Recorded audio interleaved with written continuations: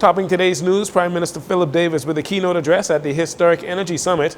Chester Cooper scolding makers of a video potentially damaging to the tourism product, and the Education Minister addresses mental health and bullying in school.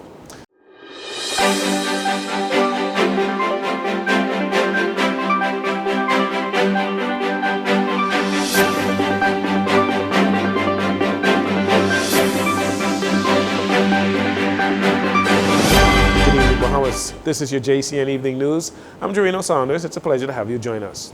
Keeping in line with the government's commitment of energy reform, day one of the historic First Energy Summit kicked off at Bahamar today, with Prime Minister Philip Davis delivering the keynote address where he highlighted the progression of the energy sector from then to now. He stated that initiatives such as the government's new energy legislation that was passed in the House of Assembly earlier this year will provide more reliable energy while lowering the cost for Bahamian residents. And of course, new legislation and consumer protections. We passed new electricity legislation that will give consumers stronger protections and allow for adjustments in tariff rates to ensure that those who most urgently need relief from high energy costs could get it.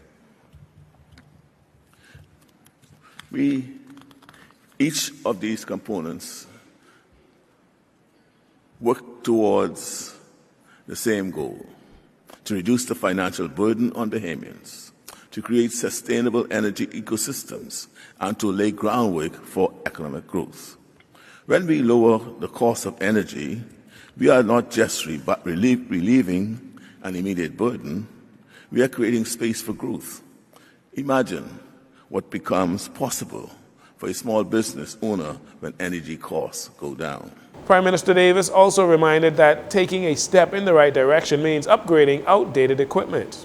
To understand the challenges we face, we must acknowledge the reality. Our electricity infrastructure is aging. Some parts of it are over 50 years old, dating back to a time when our nation was still on the path to independence. So some of our most essential components, from transformers to substations, are near the end of their lifespan. And then there's the question of our power plants. 60% of our generation in New Providence and up to 80% in the Family Islands needs replacement within the next 5 years. It's a system that struggles to meet today's needs, let alone the demands of tomorrow. The Davis administration's mission to reduce the cost of energy is a part of creating a more sustainable future for Bahamian families and businesses. Asked if there were any concerns that he and other leaders of small island developing states have now that Donald Trump, who is not a big advocate for climate change, is once again going to become the President of the United States. Prime Minister Philip Davis said today, while on the sidelines of that energy summit, that he has no concerns. I don't think so. He speaks for his country, and I don't blame all this on him. Don't forget now, the meeting of the parties, which are the leaders of the world, have been going on for this will be the 29th year, and he's only been around for the last 10 years, and we're still no further ahead than we were 29 years ago. So what happens next will not just depend on what he does or not do, because nothing much has been happening even when he was not there. So that's why our voices continue to agitate and advocate for meaningful action to curb the impact and the effects of the consequence of climate change, which is devastating not just small island developing states, but even the larger countries in the world. While many Bahamians prefer the U.S. Democratic Party, there are those that believe that the U.S. Republican presidents are better for the Bahamas. The Prime Minister was asked for his thoughts on this divide among Bahamians. I don't want to comment on it because that is a very subjective view. Objectively, what we look for is continuing strengthening our relationship with the U.S. We work with whomever the will of the American people decide to lead them, and that's what I've been saying for the last several months to international press when they call me to ask me about these same very questions. As for the expected aggressive immigration and deportation policy by the Trump administration, Prime Minister Davis said if any Bahamians are in the United States illegally and they are sent home, they would be welcomed home, and he would hope that they would acclimate themselves and become productive citizens. The Minister of Tourism, Investments and Aviation, Chester Cooper, is not taking kindly to whoever produced a social media video warning visitors to the Bahamas about crime when they travel here during the upcoming holiday season. The video has gone viral. Mr. Cooper says he has received it at least 35 times. Speaking in the House of Assembly yesterday, he said the Ministry of Tourism's investigation team, they believe that the source of this vexing video is a local source. But it is evident that this was crafted for political purposes, not to inform, but to discredit our nation's reputation and to mislead prospective visitors. And what is most troubling about this is that our intelligence suggests that this was done by Bahamians.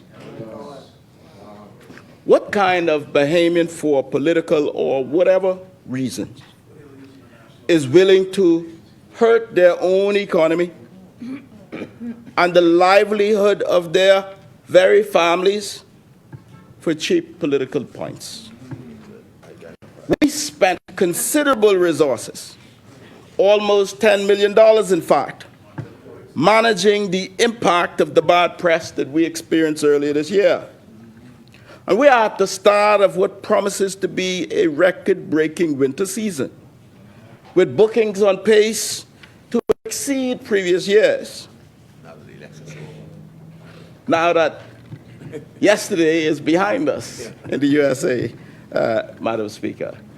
Earlier this week, F&M leader Michael Pintard, Deputy Leader Shannon Dawn Cartwright, and Chairman Dr. Dwayne Sands all have suggested that the record number of cruise arrivals that the government has been boasting about has not made an impact on everyday lives of Bahamians. They suggest the government needs to place more effort into attracting more stopover visitors. The tourism minister rejected this criticism. This is simply not true. The truth is that visitors' arrivals are consistently on the rise, including stopover arrivals. And it is true that interest in the Bahamas as a world-class destination remains stronger than ever. And whilst the growth of stopover has plateaued because it's constrained by a lack of room inventory that we're seeking to grow, it is true that in 2023, it was the best year ever in the history of the Bahamas. And it is true that in 2024, year to date, it's a better year than it was in 2023. So I wish that would-be responsible people would cease and desist from spreading this falsehood. To be blunt, for whatever reasons, some of these commentaries are simply delusional. Mr. Cooper said he has invited Mr. Pintard, who is the F&M's Shadow Minister for Tourism, to meet with him to go over the tourism numbers and to help generate ideas to boost more stopover visitors. However, he said Mr. Pintard has not accepted this invitation to date, and Mr. Cooper accused Mr. Pintard of choosing instead to spread false narratives about tourism. The tourism minister noted that the government spent about $10 million this year to counteract bad press about the Bahamas. During her interview with press outside the House of Assembly on Wednesday, Member of Parliament for Anglerston and the Minister of Education, Glenys Hannah Martin, spoke to the state of mental health among youth. She noted that in light of many recent tragedies involving young people falling victim to violent crimes, some of them losing multiple loved ones or being abused, the country must pay closer attention to the emotional and mental aspects of the youth. I think more and more we have to come to a realization in this country that we have some extreme vulnerabilities with many of our young people. Not all. A lot of our young people are excelling and doing extremely well. But there's a lot of children who are at risk in this country. And I think what's important is that we have to now, first of all, face that reality. The reasons why, it's probably a combination of factors. We have to face that reality, and then we have to see as a collective grouping parents, the community, the church, the schools, our educators who have children in their classrooms, how we can come together and address the concerns that we're seeing with many of our young people. Additionally, Minister Hannah Martin also shed light on the fact that many children are still coping with the effects of COVID and explained that this, among other challenges, can contribute to abnormal social behaviors. She added that due to this fact, the ministry has taken steps to ensure that all students are met with resources they need to thrive at school. And you know, the other issue is we do not know to what extent the pandemic has impacted the psychology of children and young people.